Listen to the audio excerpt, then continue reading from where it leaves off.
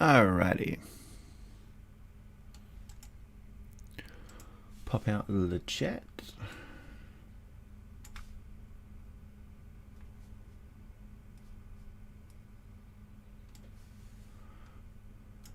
And I should be live. Cheese of the day is a Puhoi Valley Double Cream Brie that I am chopping a big chunk out of the middle of like a savage.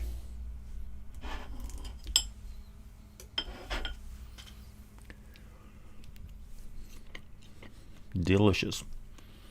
Good morning, CR. Jam the Ooze, Moonring, W. Simmons. Adriana, hello. Hey, Lysanda. Good morning to you all. Cheese Warlocks, indeed. Hey, Cole. Hey, Jonathan. Robert. Dennis. John. Morgan. Moondog. Zeroth Rising. Standscape. Easy cheese. Cheese for the cheese throne. I like it. Mead for the mead god. Well, the mead god would be Frey. Question. Have you ever played Vampire the Masquerade or Vampire the Requiem or any of the White Wolf games? I have played the system. I can't quite remember what it was for. Was it Changeling? It was one of the. It was one of them. So I understand how the system works. How you put points into a certain strata of mystical power, and you can do stuff which is associated with that power level. It's a very it's a system which is really good for role-playing storytelling and stuff, because it allows you a lot of player character agency.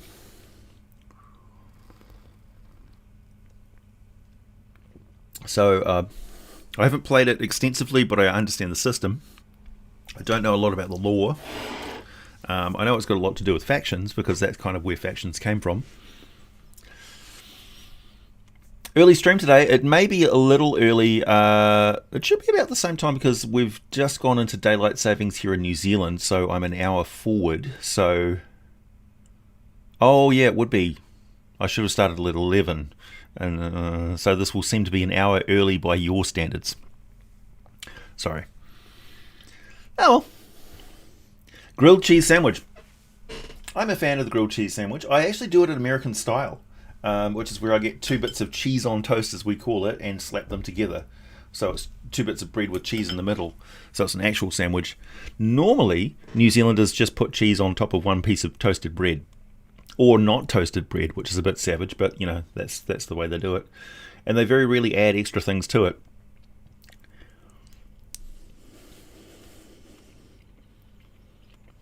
I have been good, Dennis, thank you. Hello, Ovaltine Patrol. Good name. Josh. Adam.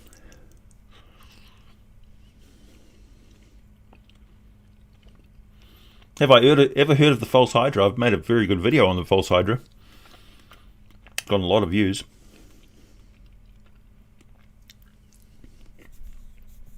No, it wasn't Demon the Fallen. I'm not sure. Mage the Ascension. It was probably Mage the Ascension. Because it was very mage centric, so I think that was probably what it was. Have I heard of Savage Wrists? Yes, I have. There's not many role-playing systems I haven't heard of. It's kind of my profession, so I've dabbled in a lot. There's a lot I haven't had a chance to play, but I've had a look at.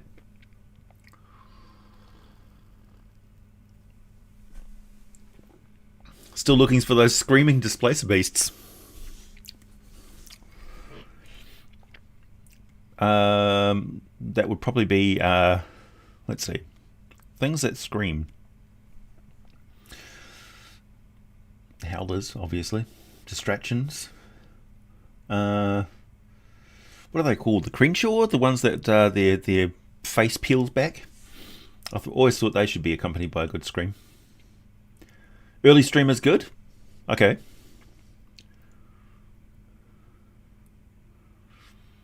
Hours early. Well, an hour early. That's okay. It's good to have a little bit of variation. It is a rainy morning today, so I think it is actually a pretty good a cheese on toast day, to be honest. I think I might indulge. Whoa! Hey, thank you very much, Pteris Rex. Necromancer player just took control of Nightwalker and I don't know how to balance combat now. Help! Well, okay. First of all, Nightwalkers, how did they take control of a Nightwalker? Are you just going by the CR? Because they probably shouldn't thematically take control of a Nightwalker. Nightwalkers just aren't controllable. So I would have it so that the Nightwalker is actually pretending to be controlled. Or have a rival Necromancer show up who takes control of their controlled undead. And then it becomes a contest of wills between the two Necromancers where they're doing the whole magical power versus magical power, will save versus will save sort of thing. Or a wisdom save, I should say. So, yeah, have a rival Necromancer show up and steal their minions. Because why not? A Nightwalker is a pretty big feather in the cap. Maybe it's a group of Necromancers. So they gang up on the player character and it's like, grr. Can't argue the efficacy of necromancy against a bunch of other necromancers.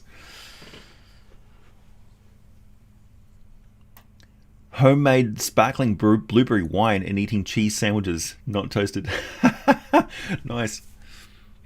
It's called the False Hydra because it's not actually a Hydra, it's some other sort of aberration thing that has multiple heads. So that's why it's called a Hydra.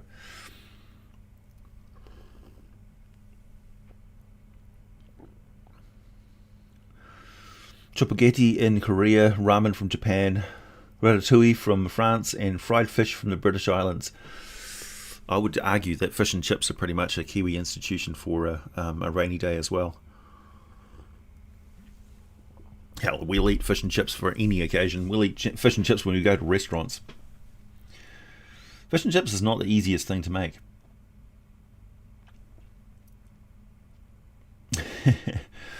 Yeah, so Nightwalkers are tricky. I got to admit, yeah, giving your players access to a Nightwalker in the first place is tricky.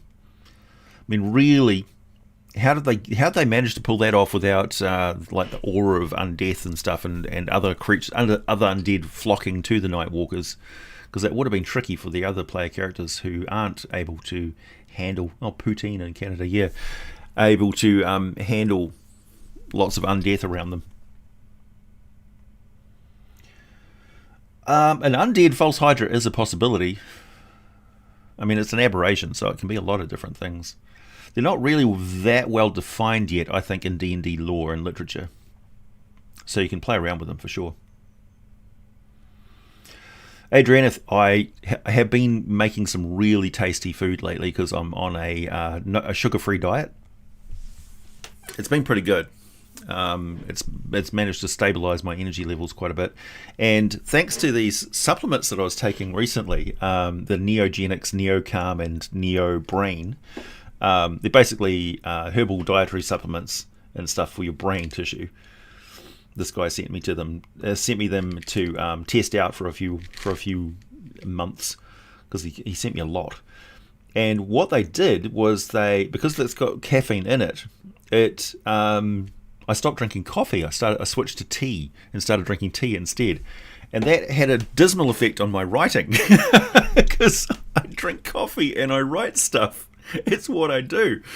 So I've stopped taking the Neo supplements for the time being, just to see how I go back with drinking coffee. And I woke up this morning and craved coffee. So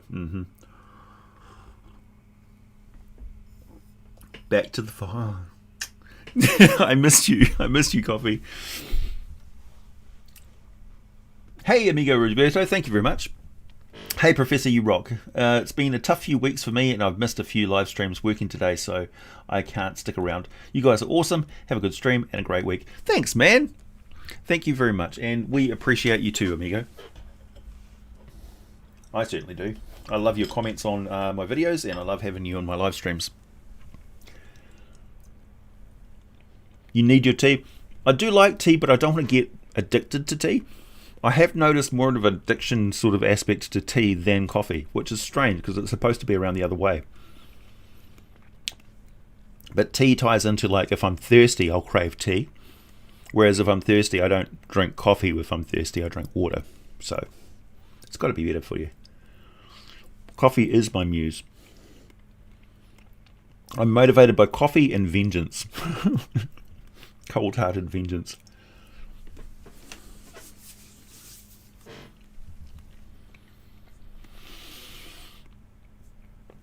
Theron, hello. There are Gremlins in D&D, yes. They've been all through the different editions. Are they in 5th edition? I don't know if they are officially, but I've seen some 5th edition Gremlins around. Check D&D Beyond. There was probably some homebrew ones there that are pretty good. And I just got in the mail yesterday the Monster Manual Expanded, the first expanded Monster Manual book. And the second one, edition 2, is on the way. And it's pretty good. I must say I was disappointed there wasn't more original artwork. There's a lot of stock artwork and repeated artwork from other sources that I've seen. But I've seen a lot of D&D artwork, so it's like, I recognise that one, I recognise that one.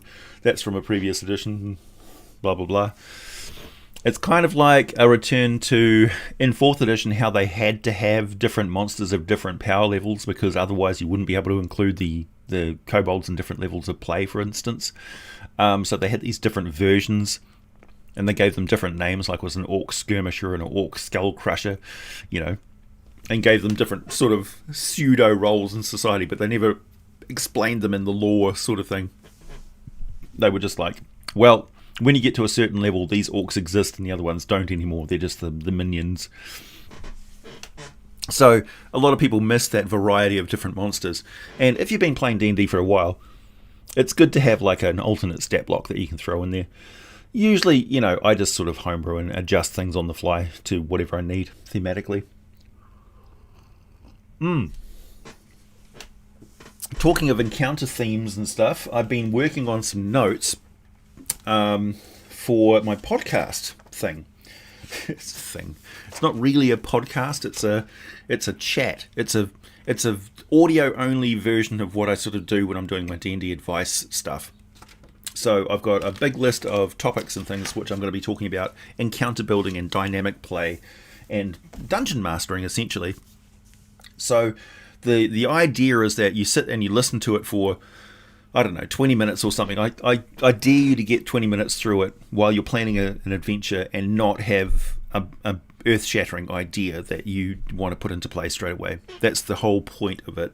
It's not so much that I'm giving advice on DMing, it's just I'm giving as much inspiration as I can and explaining the thought process and getting you in a sort of, it's almost like a meditation on world building and encounter design and gameplay and stuff. So if you listen to me talking about it enough, it'll start to percolate through, sort of thing. That's the intention.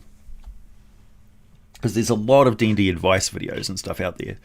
But I thought, are there enough people there's a lot of people who just sit and listen to my voice. And I thought, well, maybe I can just like hammer a lot of inspiration out and see if some of it sinks in. Thanks, Demon Inquisition. Was thinking about it today. What if the spawning stone was dropped into the abyss instead of limbo? Fun food for thought. Also, nice to see you, AJ. Nice to see you too. Thank you very much. Primus designed the spawning stone as a dimensional anchor. He and a bunch of other, and I use the word he roughly, he and a bunch of other gods essentially tried to piece the planes of existence back together.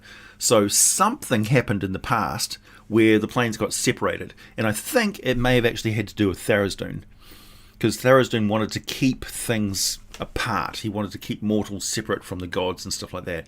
He didn't want a big happy family plane of existence where everything was just different zones that you could go to. Like the elemental planes as we see it now in 5th edition is kind of Tharizdun's worst nightmare. He doesn't want there to be a blending of different things. He wants things separated and kept apart.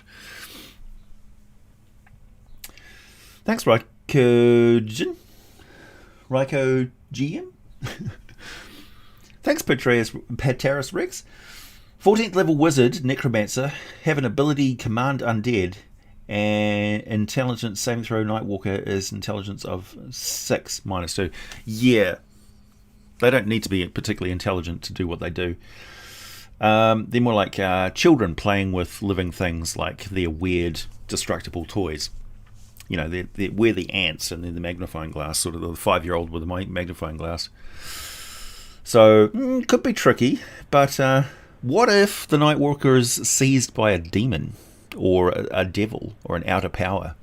Or it's seen as an unbalance and a bunch of real Mani show up to correct the cosmic order of things. So they import things of like an angel or something like that to combat it.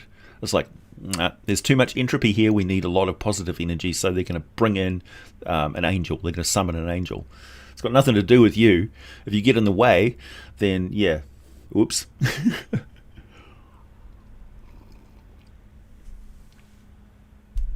Would Mind Flayers ever attempt to enslave and use a Neolithid, or they would always be poised to destroy it? As well, Neolithids pose as much of a threat to them as they do to anything else. They will eat anything that thinks, and Mind Flayers put off a very powerful think stink. So Neolithids are always going to be highly aggressive towards Mind Flayers. That being said, part of the fun of playing Mind Flayers is playing with the idea of them twisting and using living creatures as a form of technology. So they mutate and they control and they enslave, and they polymorph and do all sorts of weird stuff, and they have living circuitry and things like that. So absolutely, I would be up for including some sort of mind-controlled Neolithid. That it would be an interesting thing to put into an encounter if the players have the ability to disrupt that and turn the Neolithid against the Mind Flayers. So that's one of the things about building an encounter which is dynamic, where the players can do things against the creatures using the environment around them and turning it to one side or the other. So the battle is not just with the Mind Flayers, it's with the terrain, and turning the tide of battle using a resource which is in there as well. So if the players don't realise that they can do anything to control the Neolithid, the Mind Flayers are going to use that against them and overbalance the encounter and possibly capture the players. But if the players figure out that they can actually use the controls too, then they can turn the tide, and all of a sudden the Neolithid is their ally temporarily. It's a good idea to destroy it in the process, though. Yeah, Celestia sends a Solar to combat it. Yeah, that would be a bit of an overkill, but it would work. Ooh, Nightwalkers could be a reagent for a colossal shadow golem. That would fit perfectly. It would. Yeah, that would be great. Deploy the Inevitables, yep, as well. Which realms are the Forgotten Ones? Toril, the world of Toril. We don't know why it's forgotten, really. Probably it's like a play on the fact that there's so many ancient empires that are buried beneath existing cities and things like that in the world of Toril. That's why those are the Forgotten Realms. So you could say that Netheril and Imaskar and Dramdath, not that, the Psychic Empire, and places like that are the Forgotten Realms.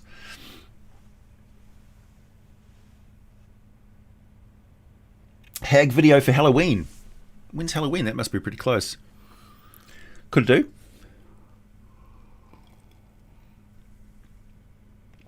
Would Earth be classified as a Forgotten Realm? Yeah, I suppose so. It's a bit of a cosmic backwater. Nothing much goes on here because of the low magic state of the Earth.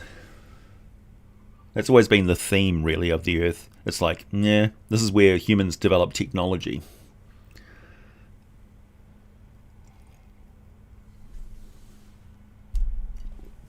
Adding it into the Rime of the Frostmaiden campaign. Nice.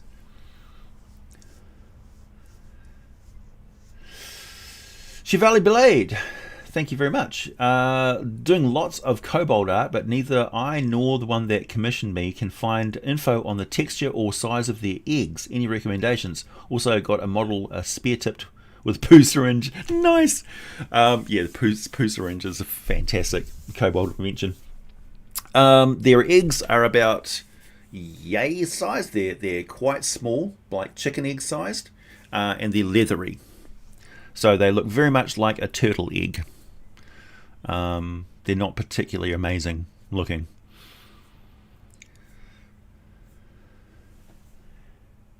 Vati or Lachey? I'd go with the Vati. Vati are a bit more interesting. You just grabbed the Legends of Frozenfell the other day. Really like the Circle of Ordning, and the Cold-Blooded Sorcerer ties with Crescenabon was a great touch. Yeah, they're doing weird things with Crescenabon. With I don't think, yeah, it's a bit weird what Wizard of the Coast is doing with Crescenabon. I don't think they quite understand the whole concept of the black ice and stuff. I've seen some interesting commentary on the Rime of the Frost Maiden. I personally think it's a really well put together book, and I'm interested in using it because I love resources, right? So I think maybe they're blurring the line between it being an adventure supplement and just a resource for a region, with all the new monsters and stuff like that. So I think it's got a lot to offer a lot of people. But when you compromise, sometimes you upset people. And a lot of people got the wrong impression about what is horrific about their campaign. Well, losing your hand to Frostbite is horrific. Goldtooth Lair, thank you very much. Speaking about technology, anybody know how to convert a Spelljammer to 5th edition? Also, what is the deal with Halaster the Mad Mage? Every time I look him up, all I get is what? Confused. It's convoluted lore. Well, he's originally an Amaskari mage who has lived for a very, very long time. He travelled to the area of the Sword Coast because there were relics and stuff there that he was interested in getting, and he went into this chamber that was below the hills over top of Waterdeep, but there's an effect there which drives him mad. When he leaves Underdark, which he doesn't want to do, he regains his sanity, but he's always drawn back to the Undermountain thing. He trapped a lot of his apprentices there, and they kind of got driven mad as well.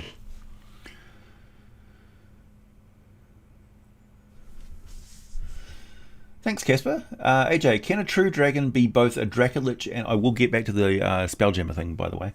Can a true dragon be both a Dracolich and a Shadow Dragon? If so, has there been any instances in D&D lore? Can a true Dracolich and a Shadow Dragon? I suppose so. Being a Dracolich really supersedes everything. Like, Dracolich is... it's like... it doesn't stack on Shadow Dragon. It's just... A Dracolich is a Dracolich. You can add little nuances of what it once was, but really a Dracolich is just overpowers anything else of what it was. So it doesn't really matter what the skeleton race was of a humanoid lich, for instance. A lich ogre or a lich human, may have differences in bone structure, but essentially they're a super powerful undead spellcaster. Right, I have done videos talking about spelljamming and how to basically use spelljamming vessels in 5th edition. There's not much to convert when you get to the actual the nuts and bolts of spelljammer lore, and the mechanics of it are the same. So you don't need to convert anything to 5th edition. Spelljamming vessels operate exactly the same as they always have. So the distances they can travel, their maneuverability, the damages of weapons and things like that doesn't need to change at all. You can use them as is, port it directly into 5th edition.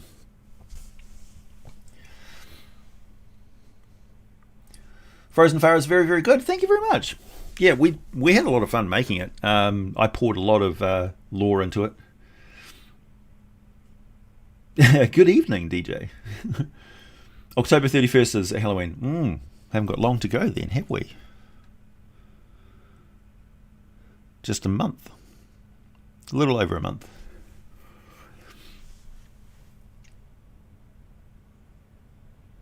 Ooh, normal entrance of a ship and slowly morphs into a stomach as you go deep.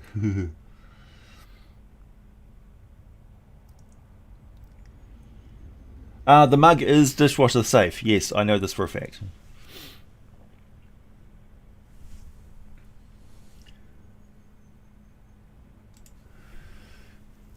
That's the question about the Teespring product, the mug for my channel. Yes, they are. How's the colour and stuff on the mug? Does it look good? Oh, you can hear the rain start. We've got a real massive Arctic weather system underneath New Zealand, and it's lashing the east coast of the country. Oh, the west coast, I think.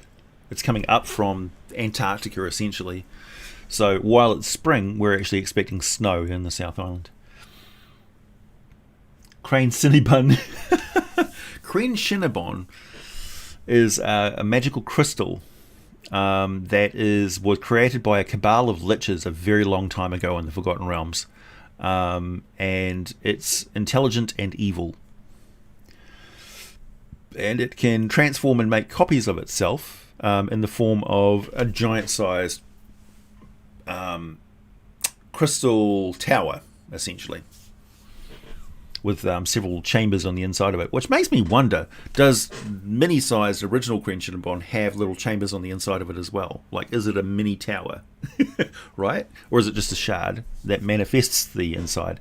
So can it change the form of the crystal structure that it creates? That's what I wonder. I don't have a video, Mitchell, on the Psychic Empire yet, but I'm getting there. I kind of want to focus on the Nine Hells at the moment. I just want to use the art of a turkey egg for a kobold egg. Yeah. Thanks, Robert. Tharizdun created the Abyss, which absorbs reality, but he wants to keep worlds separate as well. Was this his last action before being corrupted? No, the Abyss is actually a Oberth. So the Abyss is the psychic energy forms, the spirits of otherworldly creatures from another universe, right? So they've channeled into the D&D multiverse, and where those spirits embedded like elementals into the elemental strata, they corrupted it and turned it into layers of the Abyss that tore it free from normal reality and squidged them all together and interconnected them, recreating a new universe. So it's almost like the border of the Abyss is a broken universe that's inside the multiverse. So it's slowly taking over the multiverse like a cancer. That's what it's doing. So when you teleport into the Abyss, it will send you all. It will spaghettify your magics and send you to a random location every time. So you may teleport into the Abyss and end up on the 357th layer, whatever that is. Yeah, it's interesting. Whoa, that was a big catch up.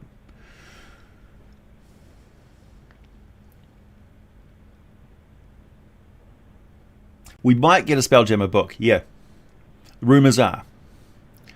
We were having a chat about that on the Dungeons and Dragons and Beer Facebook group, they've just got a new Discord server as well, by the way. And I was chatting on there, and we were theorising about what books we might see. And I think Spelljammer's on the cards, probably Dark Sun. I'm not entirely sure whether we're ever going to see Dragonlance again, and I'm not entirely sure whether we're going to see a Greyhawk as well, or Mystara. I don't think we're going to see Mystara again as well. But Dark Sun, probably. We may see an expansion of the Domains of Dread, because Ravenloft has been very popular. But again, that's just pure guesswork, and I'm sort of like casting the rod of divination out into the marketing side of it, and Ravenloft has been very, like Castle Ravenloft has been, the Curse of Strahd has been very good financially for Hasbro and the Wizard of the Coast franchise. It's been very popular. It's sustained its popularity, so it would make sense for them to commercially back that and expand on the Domains of Dread. But I don't know. Spelljammer and Planescape, I think we're going to see them. We're going to see them combined, because that's always been Jeremy Crawford's idea of the multiverse and how it works. And I think that's also some of the other lead creators see Spelljammer and Planescape as the way the cosmos and the multiverse works in Dungeons and Dragons. Jeremy Crawford illustrated that in his Acquisitions Incorporated game, where he was introducing the setting of Ravnica by taking the adventurers through a portal that took them outside of the D&D multiverse, and they got to see it from beyond, and it was the Spelljammer multiverse. So, yeah, I think that's what it's going to be. But we don't know. Wizards of the Coast, they're like, we're not going to tell you, we're just going to throw you little tidbits and we're going to leak information. Oh, it's like, come on, guys. It's less marketing and more just like straight up masturbation at this point. Just tell us what's coming next. Thank you very much, Gold Tooth Slayer. You guys are being very generous today. Thank you very much. Thank you for that. That helps a lot. Less work on my end, so hopefully make my campaign a lot more enjoyable for my friends. Now, how can I put it in the game for them? Maybe the Forgotten City in the desert. Always a good option. Or, a buried thing in ice. Or an extra dimensional thing. So they step through a portal they didn't know was there. Like, imagine you've got a whole section of the landscape which just gets folded over. Like, it becomes a pocket dimension that's still actually there. So if you're traveling across the Shah, for instance, and you're riding through a particular copse of trees or through a ruin, and that's actually where this big section of the plains got covered in a spell, and the rest of the everyone else's point of view, you're just riding across the plains and you just go whoop straight from one place to another. But there's actually 20 miles of plains which got folded into a portal, and it's a demi-realm controlled by a civilization of like tiger people or something that's been there forever, but nobody knew because it's hidden away. That's entirely possible on Faerun. So yeah, you can always throw extra stuff onto the map that doesn't exist there. That's what I'm saying. You can just throw it in there as a magical thing, for sure. Nobody's stopping you. Also, portals have been moved around, so it's possible to move portals and stuff. What's my favourite food beside cheese? Probably salmon, I would say. Salmon is my favourite. A dilithium crystal. Nice. Hey, you goat. Yeah, it has been too long. Boy, it's been a long time.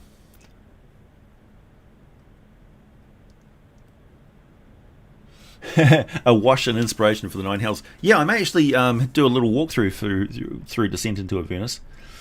But Avernus is just like the tip of the iceberg. Remember, each of the Nine Hells is an infinite plane. So it's not just the City of Dis. It's the City of Dis, the caldera that the City of Dis is in, weird misty stuff, and who knows what else is there. There's a lot of real estate in each of the different layers of the Nine Hells. So each one is a universe in and of itself. So there's all sorts of stuff. Like you can go to Cania and just be lost in the ice plains, you know. Who knows what's hidden away there? This is what I'm saying. You can run an entire campaign and never have to leave the Nine Hells. You could be in the Nine Hells and not even realise that the world is in the Nine Hells. You know what I mean? It's like there's not even enough devils to cover all of that territory. They just occupy a significant chunk of it. Is there any lore about Mercury slime? Probably not lore. There's probably listings for it. Remember, in the old days, they didn't write a big backstory on every single monster they created. They just put a picture and then gave it some stats and said, you make it up. Spelljammer plus Ravenloft equals Ridley Scott Alien-esque horror. Absolutely. Yeah, there's grey slime. There's what's the other one? There's like a white pudding as well that is cold. Hey, Billions and Billions, long time no see. I guess I'm taking the prize for weirdest stream watcher today. Late September hammock camping in the dark midnight woods of Sweden. Nice, cool, man.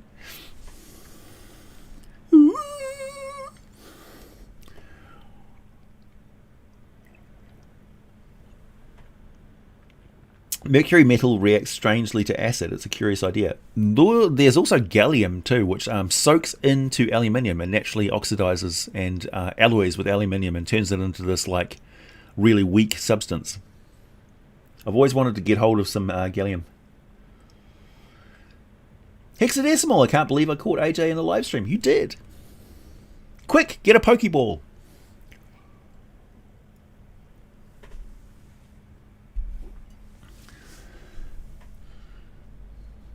Hey, Scorch.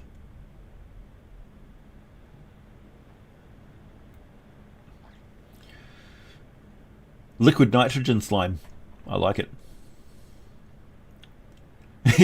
Counts for Svartels.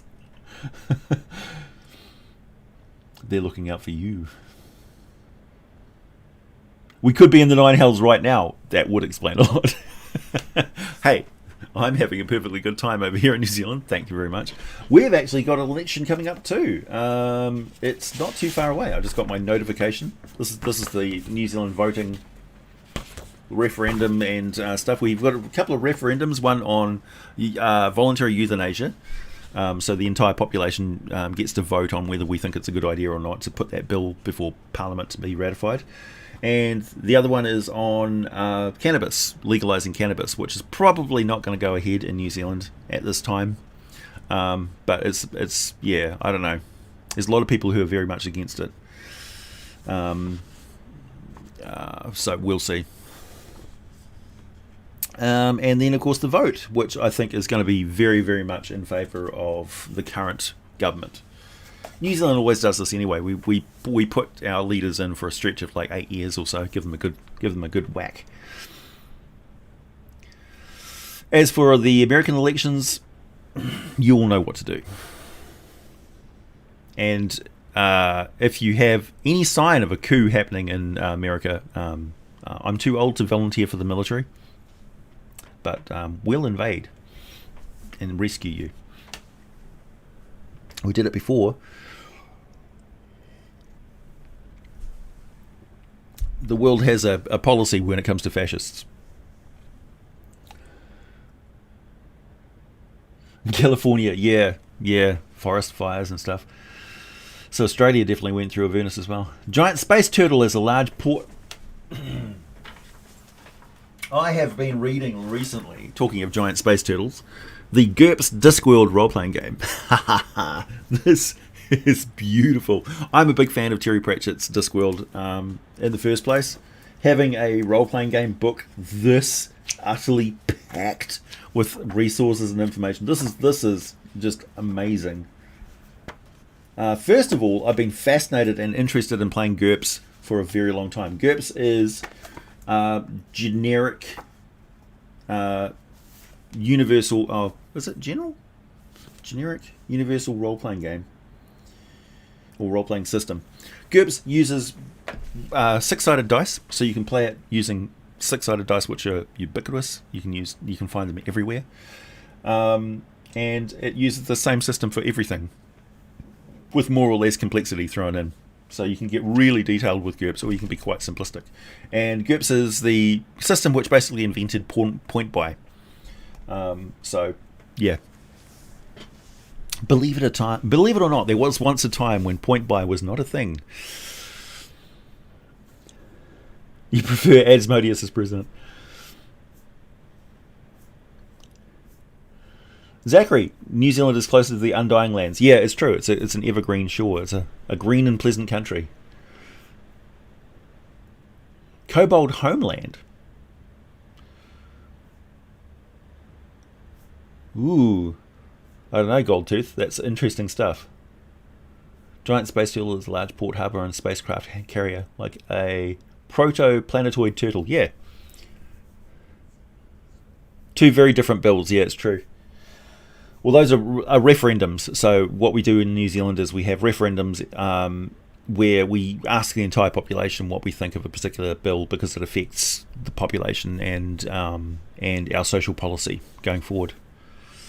Because we're a semi-socialist country, so we've got very liberal values where we support people using a basic minimum wage if you are unemployed, and so if anybody's unemployed, they can go and get income support. So the dole, basically, unemployment, which is not much. It's basically just enough to survive on. It's not luxurious by any means. And we have, job seeker things and stuff like that. And we have social housing and all that sort of stuff. And, of course, free healthcare for people, which you have to wait for. But, if I, damage my hand, I can go down to the doctor and get seen straight away. like with an injury and stuff. It's not like I have to wait around with my hand bleeding until the forms get signed. Like, the idea of going somewhere and having to pay for medical service is just, it's a foreign concept for a New Zealander. And like hearing about, if you ask us about the American healthcare system, we will always get it wrong because it just seems so terrifyingly dystopian to us. We can't even imagine that it's true. We're like, what? How much do you think a broken arm costs? It's like, I don't know, $1,000? It's like, no, $20,000. Like, what? It stuns and horrifies us.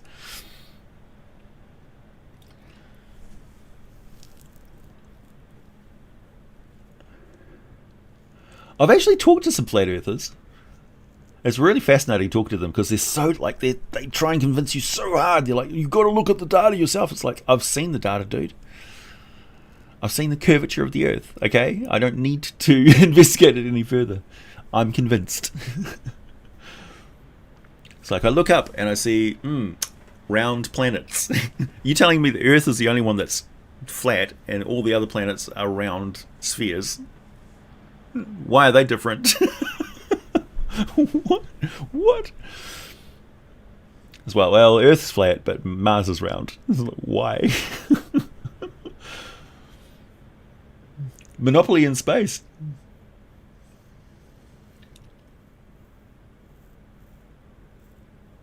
A wizard hosts a party and the guests have to defeat a fondue ooze with bread swords. That's an excellent idea. A cheese imp.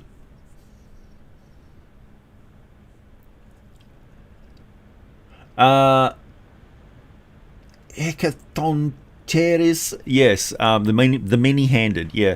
I'm used to them from Palladium, actually, Palladium role-playing system, where they had the 100-handed, as we call them. So yeah, I'm glad they've shown up in Theros. It is terrifyingly dystopian, yeah, there's no doubt about it. I don't know if they're going to let Spelljammers go to the Magic the Gathering multiverse, but it's definitely going to be its own multiverse because it's got an entirely different cosmology to the regular D&D multiverse. And I like that idea that there's a separation between the two.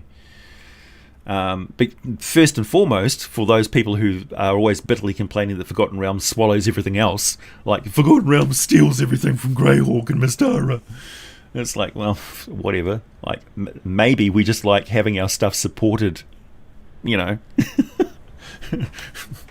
maybe we're trying to keep the Greyhawk and Mystara franchises alive by putting them into a setting which is still actually supported and in play. So sue us. But stuff from Magic the Gathering and Ravnica is not being ported by people into the D&D games, generally speaking. I don't know if that will continue. Like, people will probably put the version of angels and stuff and vampires and things into their current game, but it's not going to be supported where those two are traveling between each other officially. A fondues.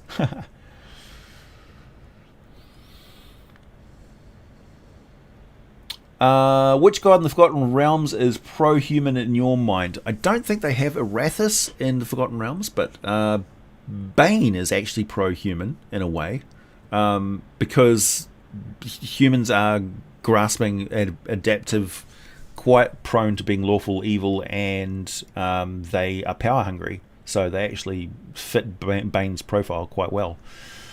On the good side of things, there's actually some crossover with like Moradin and stuff. Gond is also pretty human-centric as well. What was that other question? Hecatoncheires. Cherries. Hey Jim, planning on playing a moon elf. How would I play that race? Good question. Let me think of it on that for the next half hour. No need to rush.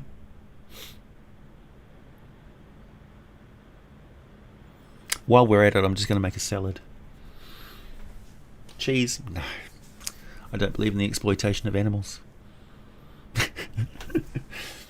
Moon elves, very considered, slow, careful, bit snooty. Don't like to talk about ancient elven history to anybody who knows about ancient elven history, if you know what I mean. Can be quite mercurial. Like, don't get them pissed off.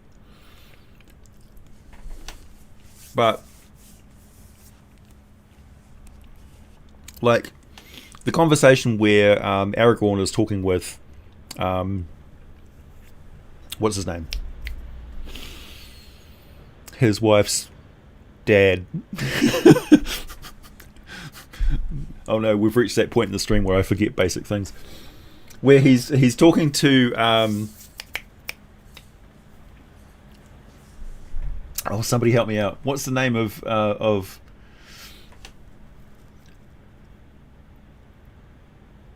Oh, good question, Jonathan. Anyway, where he's having a conversation, like they are very respectful of each other. They respect each other's nobility. Elrond, thank you very much. Elrond, right, is a good example of a moon elf. They're quite human looking, but their sensibilities are elven. So they kind of look down on humans. They kind of fear the fact that human beings are taking over the world and it's the time of humans. There is a faction of elves who firmly believe that they can take out humans. Like they can give humans a plague and wipe them out and retake the world under elven control, like it should be. Like there's a faction of racist elves, elven supremacy. So there's elven supremacists, and for many reasons they've got good points there. I mean, yeah, but elves have a tendency to do things which are extremely disruptive to the world, as we know, and so they follow their logic and reasoning, kind of like Romulan rather than Vulcan. They don't make decisions based purely on sense and reason. They also have a lot of tradition and emotion behind what they do. So they're calm and measured and do things slowly, but their emotions build up and take a long time to play out. So vengeance and subterfuge for elves can take a long time, but be just as crazy and mercurial as a human. Jonathan, thank you very much. What's a good way to get your players to roleplay rather than constant combat? Mainly, and I'm going to talk about this a lot in the podcasty thing, which I do for the patrons and will be available to everyone else later. Mainly, it's building a dynamic world that gets your players involved and using the stats and stuff on the character sheet, like every skill that you have, not just perception as a passive ability check, but all of your skills as passive ability checks. Also, the other thing that I see a lot of people missing out on is you've got a fighter of a particular school of fighting, you've got a magic user of a particular school of magic use, you've got a cleric of a particular god, and you've got a rogue who just seems to be operating completely by himself with no connection to any shadowy underworld organization. Well, what about rangers? What about monks? What about all these other character classes and their institutions and influence on the world? They should be in play all the time, everywhere. You should be passing by shrines of other gods and active player characters who are doing stuff just sort of off the stage, So the world should be very dynamic, and it should be constantly distracting, apart from when the player characters are way off in the wilderness somewhere. But when they're way off in the wilderness away from human civilization, they're in other civilizations of lizard folk and kobolds and orcs and things, trolls and stuff, who have their own dynamics amongst themselves away from human civilization. Like they may walk smack bang into the middle of a war between two goblin tribes, There may be an outbreak of undead that the orcs are dealing with, and they don't have time to be prejudiced against humans. They may actually ask for their help. So, basically get the players involved in the politics and the scene, the background, and involve a lot of NPCs and stuff that have useful information or even wrong information and stuff. Make NPCs part of the traps and puzzles of your adventure. I'll be talking about that quite a lot as well.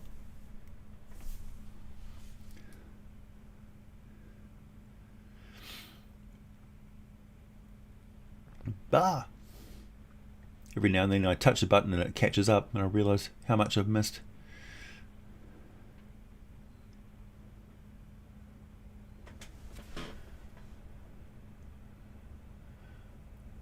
In the Great Dale book, there's mention of ley lines and Fey Nexus points. Have they ever talked about ley lines before in D&D? It's kind of implied, but no, not really. The Petrarchy kind of messed that up with the world as well, because they created all these big dolmen portal things, which sort of redirected all the stuff. And of course, the continent itself got shattered. So there's not a lot of mention of it, no.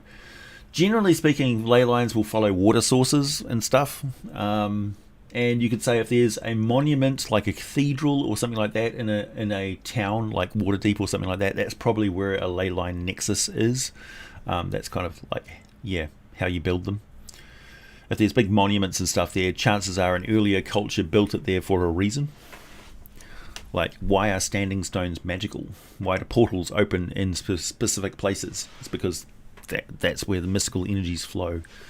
So you could say that the weave bunches up in some places. Didn't the orcs do something to the elf queen? What, was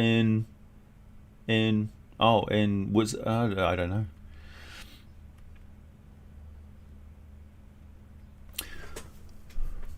When a Tarrasque eats a god, would a god be no more?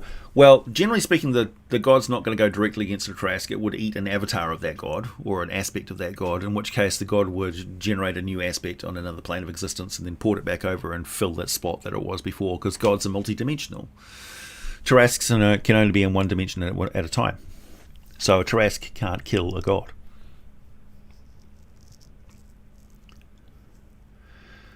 Going to make breakfast. Bye, everyone. See you later, man.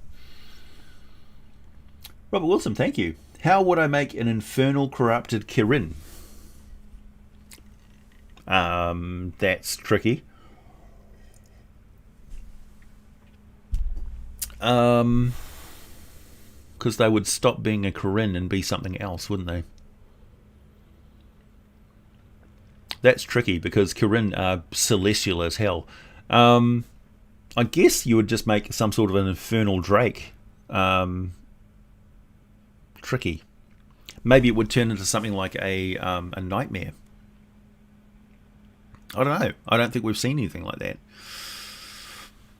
It'd be probably a one-off, right? Like, how would you corrupt a Kirin? They're celestial as anything. Hey, Goldtooth Slayer, thank you. Don't know if this is true, but apparently there are rituals that can easily rival over the 12th level. Yeah, that's true. Been banned forever. Well, they're not so much banned. It's just like the information on spells that if you cast them absolutely kill one of the participant mages in the circle. Like, the casting of it requires one of the mages to sacrifice their eternal soul to keep that spell going. Those aren't going to be particularly popular. Like, you got to have a really good reason to create a mythal or something that will protect a city and change the laws of physics around that place for a long time. Or, you know, cause a massive tidal wave which wipes out a valley civilization, you know, and changes the face of the planet, or creates a volcano somewhere and stuff like that. There's got to be a good reason for it. Because in many ways, you can just say, okay, I'm just going to summon some creature from another dimension that can actually make the volcano for me. I don't have to do it with a spell that's possibly going to end my life because of the gods making limitations, because people use that as weapons of war, changing the landscape and destroying all the stuff.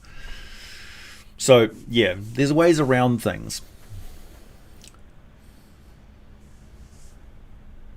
Please make world building a regular on your podcast. Yeah, that's kind of part and parcel of what it is, essentially. When I'm talking about encounter building and stuff like that, world building is incorporated into it, because I'm a very sandboxy, holistic, make it up on the fly sort of DM. Hey Kyla, thank you very much.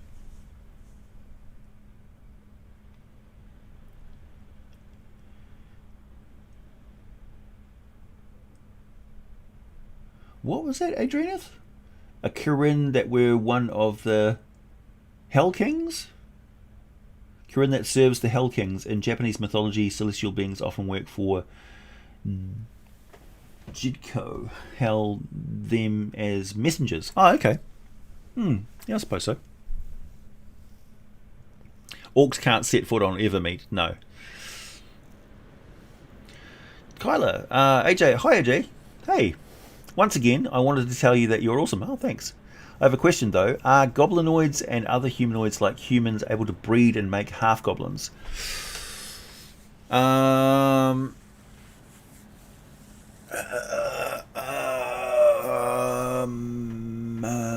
trying to think.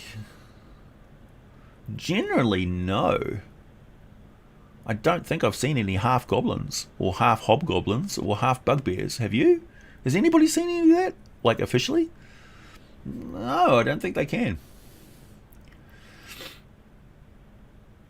Not officially.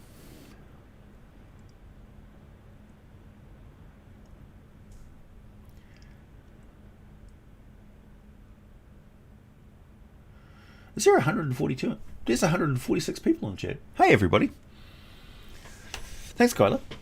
Also, another question on goblins. Is it fact that goblins and bugbears are bred from hobgoblins or their own thing? No, they are bred from hobgoblins. So hobgoblins, or basically high goblins, are the original goblin, and then bugbears and goblins are offshoots of that breed. Kind of like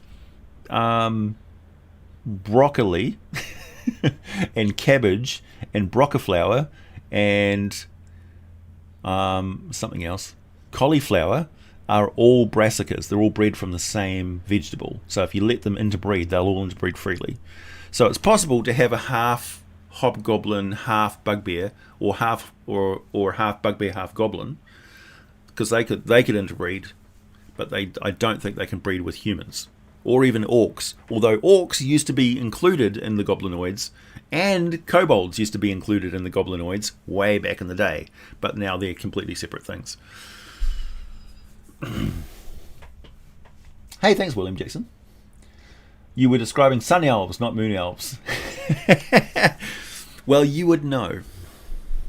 Sun elves, yeah, can be really haughty and stuff. Moon elves are more laid back, I suppose, as elves go. Originally, Plot Hook's 24 hours marathon. Ugh, that would be too much. There would have to be while I'm like playing No Man's Sky or something like that, and I would just be like talking into a microphone, and some crazy fool would be listening to it. Hey, DJ Ghostman. AJ, I am 62 years old and have been DMing and homebrewing for the past 40 plus years, and your youth and knowledge have me in awe. Thanks. Thank you for the intuitive stories and uber hugs. Aw, thank you very much. I try. I dabble. What can I say? Hey, Jesse Christensen. Thank you very much. Hey, any chance that you're doing an Erinyes video? That teaser in the Barb Devil video was just mean. Great job, by the way. Keep the Infernal stuff coming. Yeah, so as I make the videos about particular devils as we go through the Nine Hells, I'm going to be talking about the Nine Hells and all of it and their place in it, and you can't mention one without mentioning the other sort of thing. So it's going to be wandering around the subject with mainly talking about one particular thing per video. But if you're watching like the playlist, it'll be, I'm getting a bigger and bigger picture of what the Nine Hells are. So I may sort of concentrate on a layer here and a location here and a devil lord of the Nine Hells here, and then specifically concentrate on this type of native Bartorian, and then go on to one of the types of devils, you know. So I'll just keep talking about it until people stop listening to it, essentially. Somehow anything living can be a half dragon. Yeah, because of their elemental nature. This is the thing I'm trying to get across to people. There's different types of soul energy, right? The divide in Dungeons and Dragons is celestial / infernal, demon, which is closer to elementals, and then you've got living souls, entities and stuff, which can be part of the celestial order after they die. And it's, yeah, the main big divide is, on the one hand, of the law side of the universe, you've got the souls. On the chaos side of the universe, you've got elementals. So you could say elder beings that aren't gods are more on the elemental side of things. But that's a huge simplification.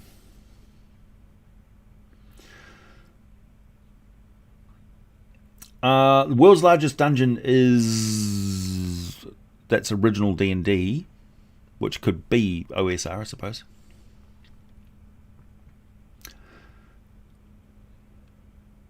Can hobgoblins breed with cabbage? Who knows? It may be an integral part of the mating process. Slap each other with cabbage leaves until submission occurs. I don't know. Wouldn't it be hilarious if their main food was kimchi? spicy pickled cabbage and Korean barbecue. I could see that for sure. Zeth was a blind half-goblin in the Dusk Wallows. Ah.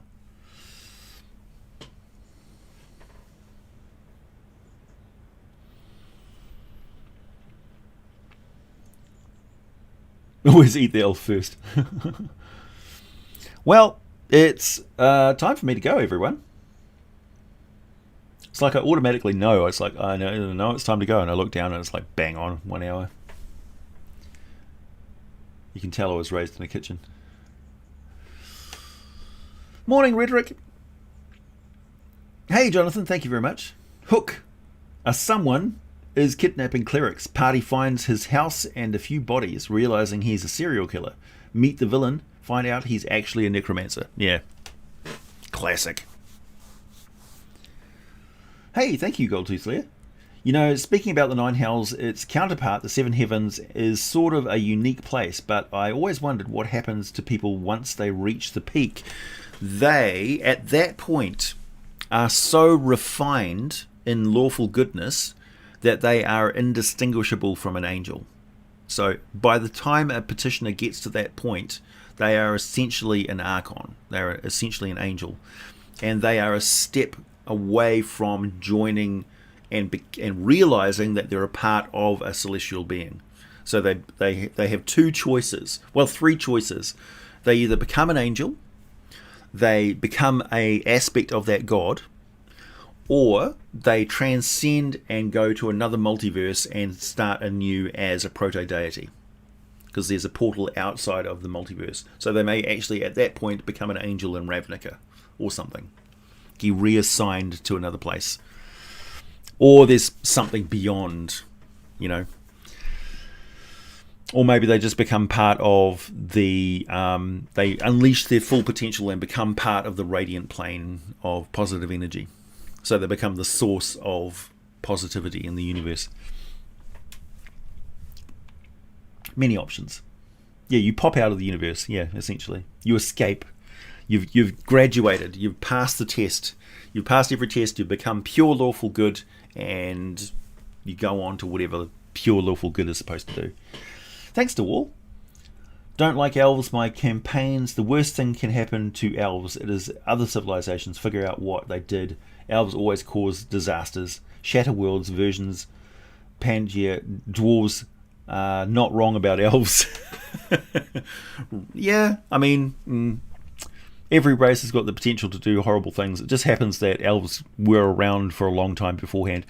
Dwarves are relatively recent on the Forgotten Realms. I think they've only been around for like 11,000 years.